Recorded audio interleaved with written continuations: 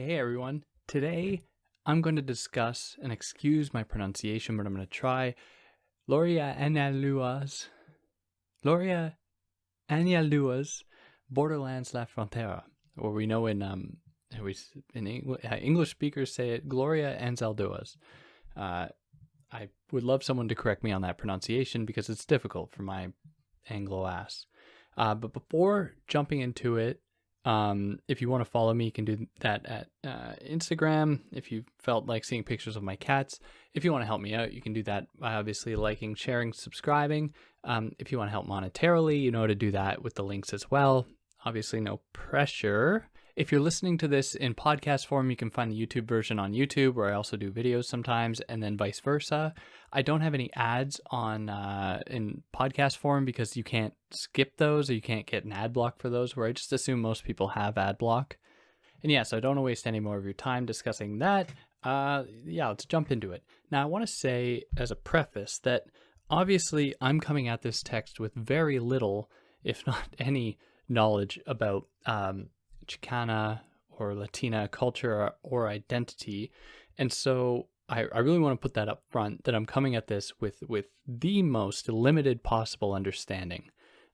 With that being said, I spent a great deal of time trying to grasp with, not only the Spanish that's embedded within the text here, but the references to, indigenous myth, to Mexican beliefs that I otherwise wouldn't know. So while I'm going to try and present the most holistic, full presentation of this as I can, you cannot fully grasp what's going on here without reading it yourself.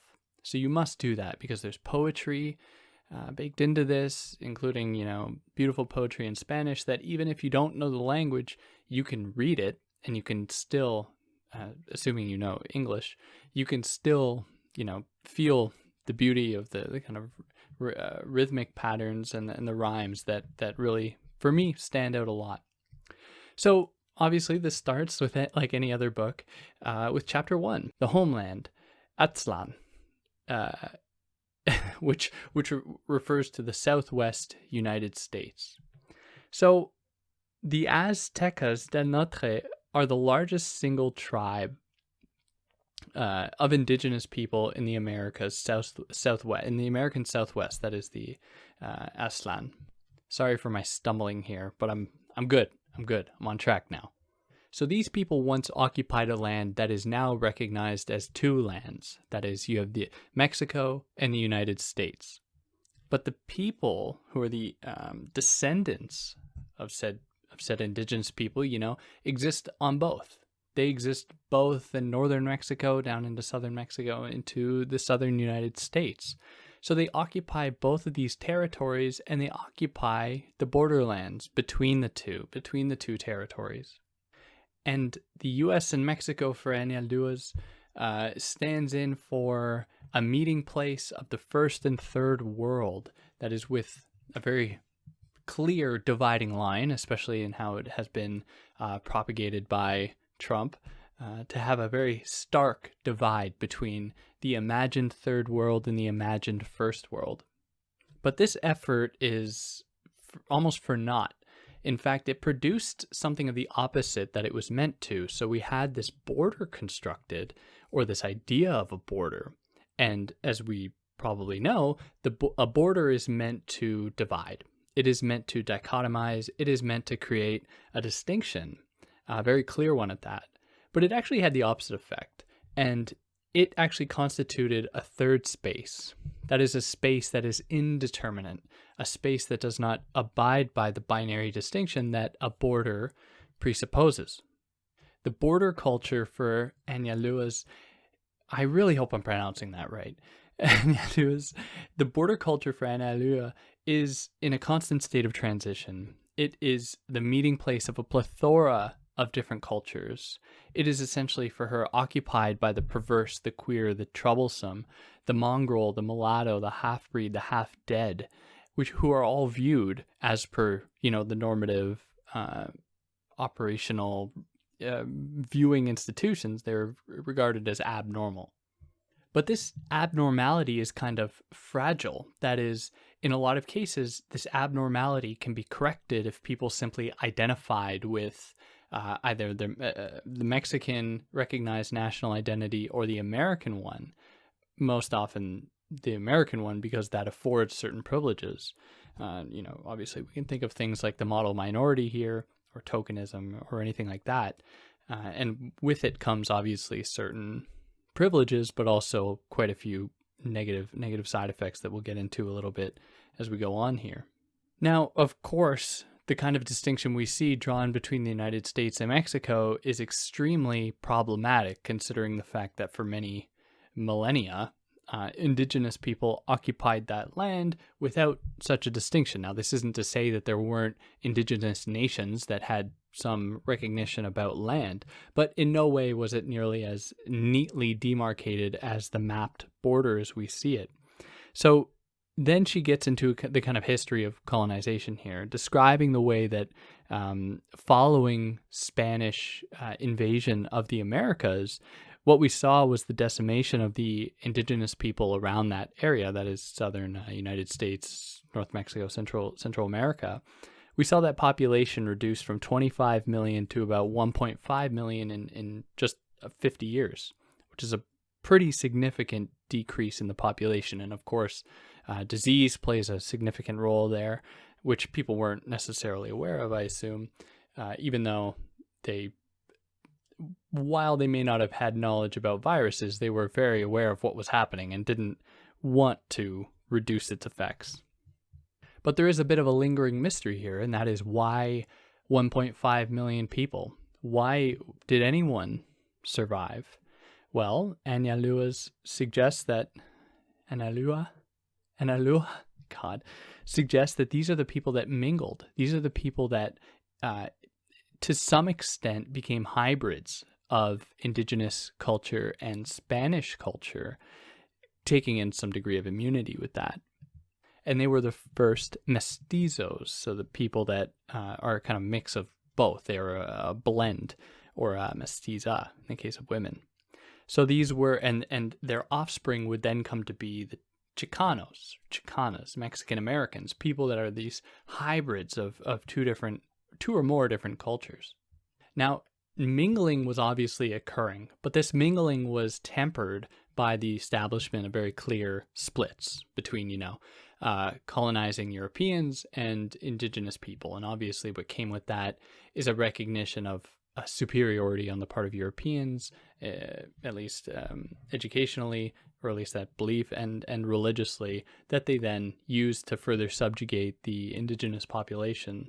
So it wasn't as though mingling was just occurring to no end. There were these very clear distinctions still in play. And these distinctions came to be galvanized in the form of the United States, which was diametrically opposed to Spain, which was, the new distinction between not only European people and indigenous people, but the British colonizers and the Spanish ones. So what was seen then was a kind of mingling in what was then Mexico.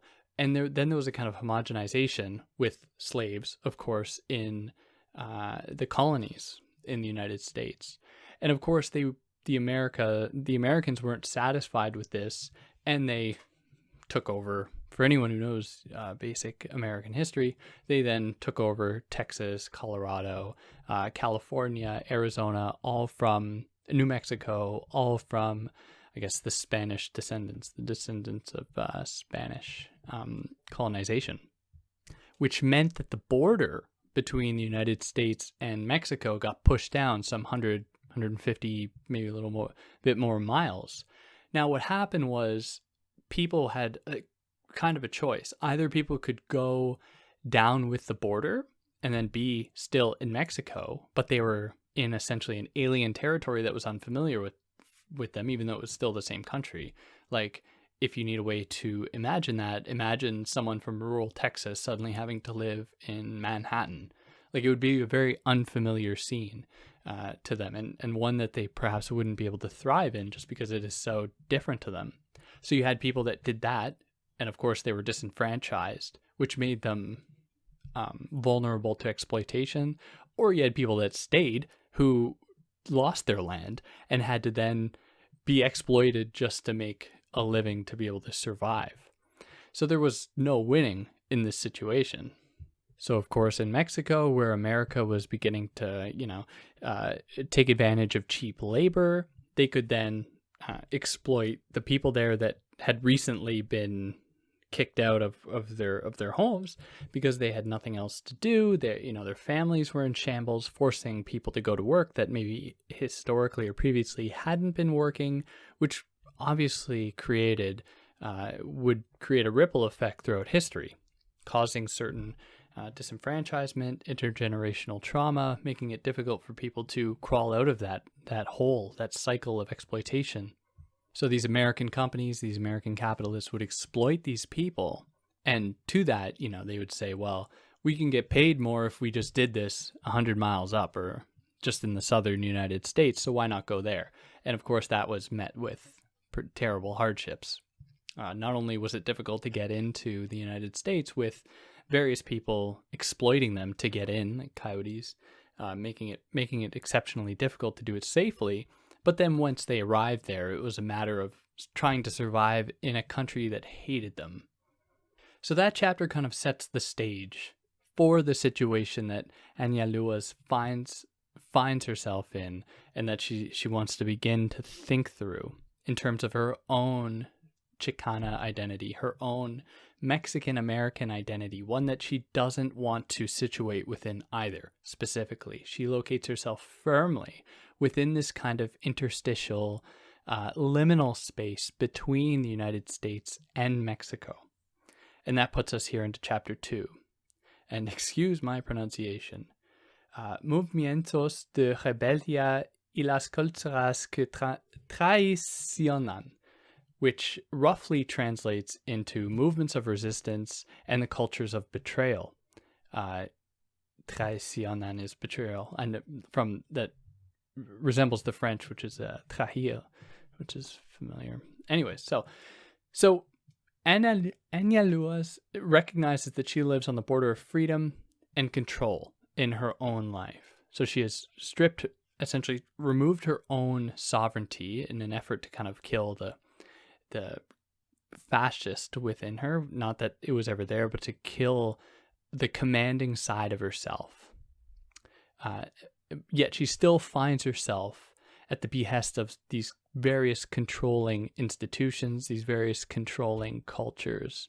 Essentially, her native culture in Mexico, she finds to be a controlling culture, a culture that she says was crafted by men and transmitted by women, or continued by women. And how she recalls that many women, all the women that told her in her life that it was okay for men to beat their wives. So these women essentially communicating this message to her. So she doesn't want to look back and lionize her time in her own country with her own family, because she sees that as being extremely problematic in its own right. Nor does she want to completely embrace this kind of American ideal, because that is extremely problematic as well. And so she feels very comfortable in this in-between space. So she then further meditates on the kinds of control that was extended on women's bodies in her own community and more universally, and how the treatment of women is due to the fact that there was a primal fear that men have of women for their capacity to give life. Men were extremely envious of that, and of women's capacity to endure, to deal with hardship in the way that men couldn't. Men would fall into the bottle or turn to anger because they could not deal with hardship in the way that women could. And so men imposed control upon women's bodies, mostly young women, who would be at the behest of their father, their brother, their uncle. And Anzaldúa recounts how she was told as a young girl not to be alone with her own male family members because she didn't know, they didn't know what these male family members would do. And it was just taken to be the woman's responsibility to avoid violent men, than for men not to be incestuous pedophiles. So all of this obviously did not sit well with her, especially her identifying as a queer woman. She in no way wanted to fall back into these kind of traditional roles that meant women's subjection in her own community. She instead wanted to cross boundaries. She wanted to open up new possibilities for herself in the embracement of these borderlands. And so with that, it was not the unfamiliar that she feared. What she feared most was the familiar. What she feared most was home, because that was a rigid space that imposed control on her body, or sought to impose that control, that sought to silence her. And this is echoed in the United States as well. And she traces her own Chicana identity, the one that refuses to fall into a rigid, rigid paradigm here. She traces that to the Indian woman's history of resistance. So as such, she essentially, as I kind of already said, she had an ambiguous relationship to her homeland. Now, with that being said, and I've read some critiques of this work, that they take her to be this privileged Latina woman. And it's only because of her privilege that she's able to completely renounce her identity and to be able to embrace these new things. Whereas for most women, they can't do that. They just simply cannot. However, she's very clear that she's not criticizing anyone who is forced into these situations. In fact, she says that that is what they need to do to survive, but that she just wants no part in it herself, which I think is totally fair. Like, she shouldn't have to subject herself to that if she has a way out. And for her, that way out is by her embracing 3 different sides of herself. That is her Mexican side, her Indian side, her indigenous side, and her white side. And here that pushes us into chapter 3, entering into the Serpent.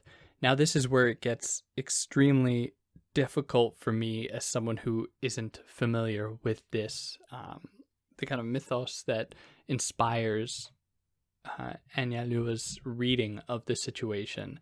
But I'm going to try. So the serpent antedates humanity, and yet still desires to mingle with humanity. And the snake occupies more than one world. The snake exists in many worlds. And the snake has the forked tongue, right? It's double-pronged. It's like it embraces 2 different things. It has a dual identity, and it gets this from we get this from the Vedic tradition, where the snake wanted to eat the soma so bad that it was pushing its tongue up on the ground, and that's what produced the kind of forked tongue effect. So we have the snake figure that exists between worlds, that exists before worlds, and that slithers into worlds. And she has a very interesting relationship to the snake, and she recounts a time where she was bitten by a snake, and since that time, she both fears it and seeks out the snake. She's fascinated by the snake, and it puts her obviously in this new liminal space, of fearing and seeking out this snake, wanting to be in between. But snakes were not always a sight of fear. In fact, for her ancestors, they were commanded by the goddess Maria Coatlallope, who was essentially the one who had dominion over the snakes. And so there was a figure to keep the snake in check, and to keep that snake and the snake a part of the world in such a way as to not cause too much havoc. And this was a time, during the time of this dominion over the snakes, when there was equality between the sexes, when there wasn't the formation of the Aztec militaristic and patriarchal regime that would essentially spell the demise of countless people. And before then, there was we can glean some sense of equality between people, where there was a kind of embraced fluidity. There wasn't just a kind of rigid domination of one group, one patriarchal formation over others. So at the time when the snake could be held in check, there was an embracement on the part of culture of indeterminacy, of fluidity. It wasn't just something that occurred in these kind of sporadic ways in response as a kind of abreaction to all of the controlling regimes that we see emerging now. It was just part of the system as a whole, if I can even call it a system. And now the snake haunts her dreams after she was bitten by it. It's always following her wherever she goes. And for a long time, she thought to herself that she should ignore those images of the snake. But that was really for her white, rational brain telling her to forget it. And it was only when she embraced it, it was only when she began to recognize the snake, that she was streamlined into the secrets of her culture and the universe, which would kind of be allowed by what will be called the Quatlicu state. Quatlicu state. But such secrets are not made available by something like Christianity that relies very heavily on rigid binaries. Christianity teaches us nothing of what she calls la facultad, which she defines as the capacity to see in surface phenomena the meaning of deeper realities, which is the facultad, to see in surface phenomena the deeper roots behind it all. And this is a capacity that is more available to those that don't feel safe in the world, that don't have a home in which they feel safe in. Those people are opened up to this faculty that is it is foreclosed to others because they have no need for it. They get to sit comfortably and to disappear into the folds of power.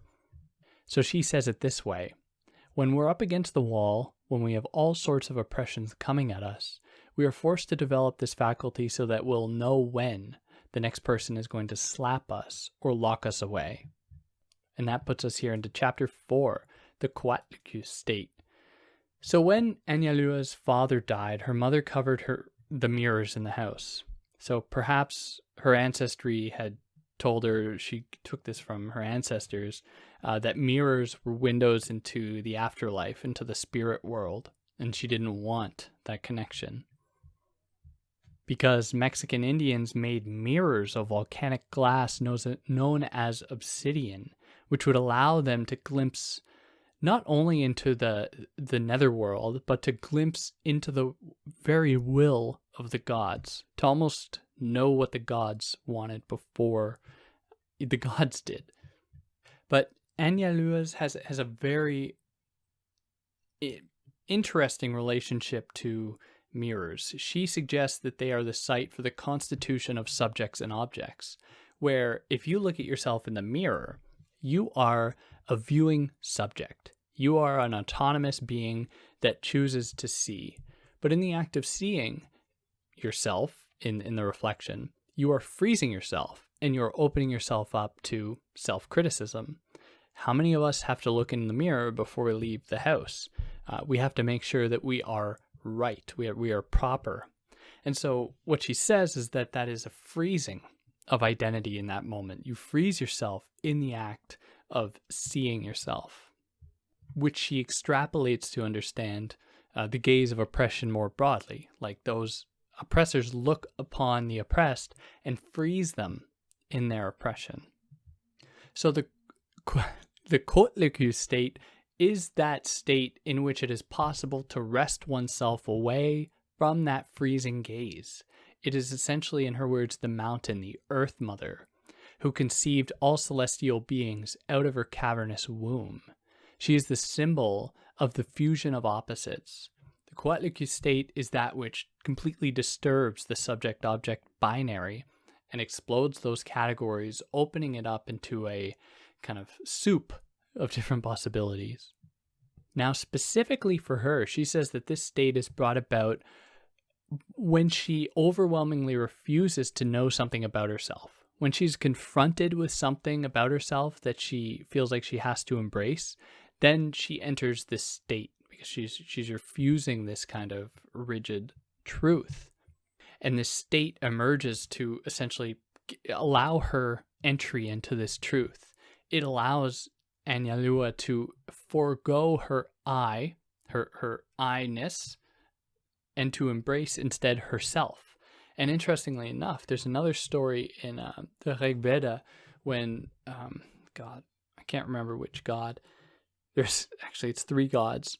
No, I think it's 2 humans and a god, but these 2 humans go up to a god and say, what is they ask some extremely metaphysically difficult questions, and this god eventually concludes by saying that you are comprised of 2 selves. There is the self and there is the I.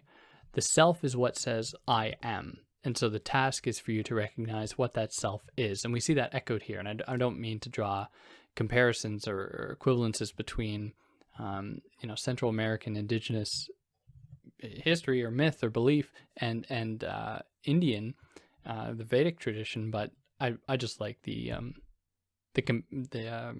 acknowledging the similarities. But anyways, I digress. So this self that you embrace, the self that exists beneath the I, is not stable. It is a self that is a non-being. It is the self that exists on the borderlands, la frontera. It is the Mestiza self that is not open to rigid distinctions. It is a self that says what it wants. It is not concerned with the title of the next chapter, How to Tame a Wild Tongue. This self is something that speaks its mind, where, moving into chapter 5, Anzaldúa recounts how so many times growing up in the southern United States, her language was beaten out of her, where if she spoke Spanish, or she identifies as Chicana, she would be beaten up in the schoolyard. She'd be hit along with other kids that didn't speak English.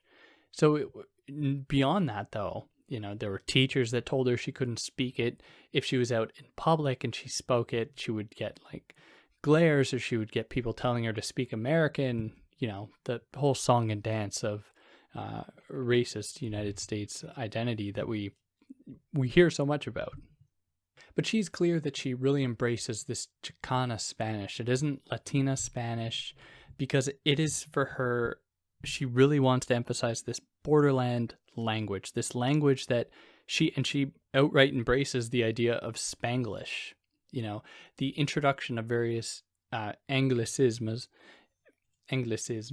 into her Spanish language, because she sees herself existing on the borders of both and taking from both. Beyond that, she was also adopting specific dialects in English, specific dialects from people, working class English people, from, upper class English people, academic English people, and so on.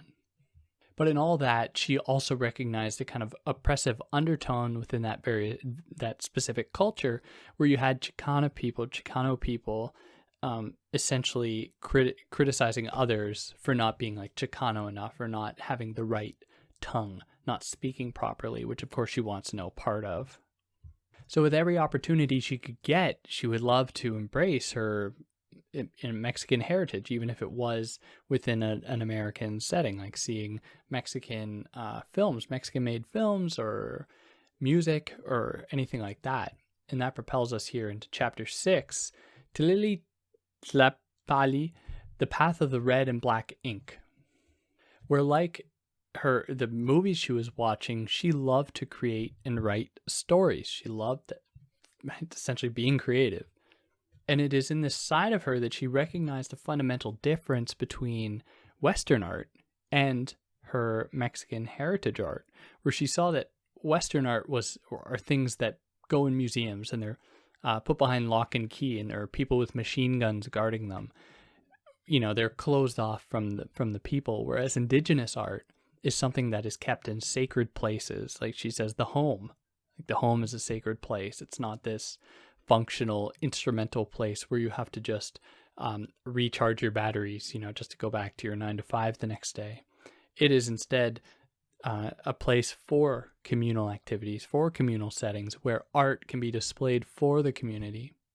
So she prescribes to the West a kind of loosening of its restrictive or its emphasis on control, where, not even with its own culture, where it takes the art pieces that it likes and puts them in museums and locks them away, but the fact that historically, white European settlers have gone all over the world, taken the kinds of art that they like, throw them in their own museums, completely uprooting them from their contexts.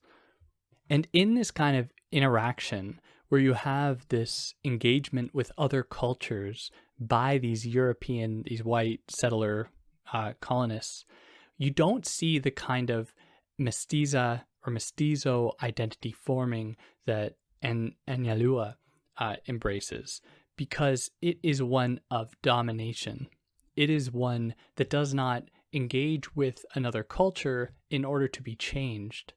It is one that wants to dominate another culture, steal from another culture for its own self.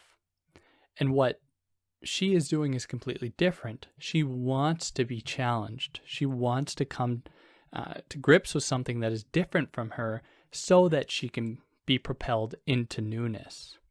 And it is only in this state of renouncing one's rigid self-identity, be it, ethnocentrism or Eurocentrism or whatever, that for her art is possible.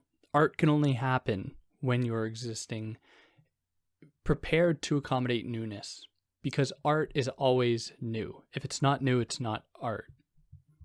And art for her is that capacity, or it allows the soul to concretize, and it allows the body to etherealize. In other words, it allows the soul to take shape while the body disappears. It falls into a vapor. And that puts us into the last chapter here, La conciencia de la mestiza, towards a new consciousness. So it's the new mestiza consciousness. And she says that this new mestiza consciousness emerges essentially from this intermingling of disparate people. And it is, for that reason, diametrically opposed to the kind of European Aryan idea of, just essentially monogamous, incestuous intermingling. And this is a consciousness of the borderland existing in between, not just in one side or another. And of course, as we've already said, this mestiza consciousness breaks the subject-object duality. It has no homeland. You can't find the mestiza anywhere like the snake. It occupies every world as per its own want. It exists everywhere. And its project is to end oppression. It is above all, for that reason, a feminist project. It recognizes first and foremost the oppression of women all across the world, but also, of course, the intersection of that with class and race.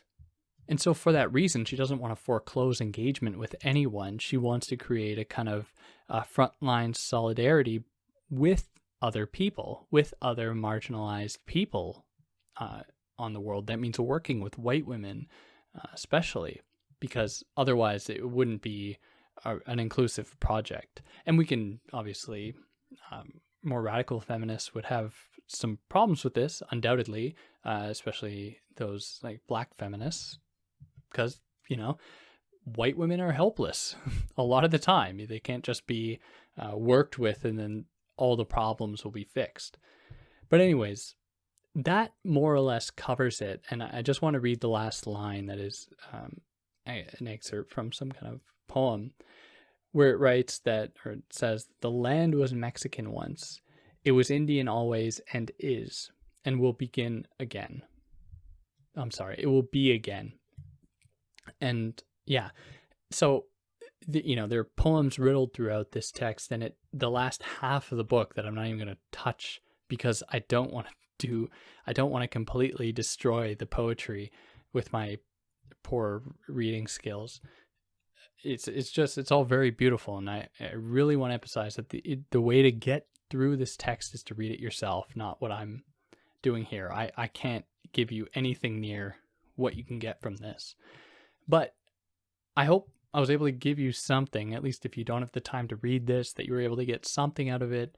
If I did anything wrong, I would love to hear about it. If I mispronounced anything, anything I mispronounced, I would love to hear about it, especially Anzaldúa, who, it's probably Anzaldúa or Anzaldúa. I could just be totally wrong. But yeah, I'd love to hear about it. Catch you next time.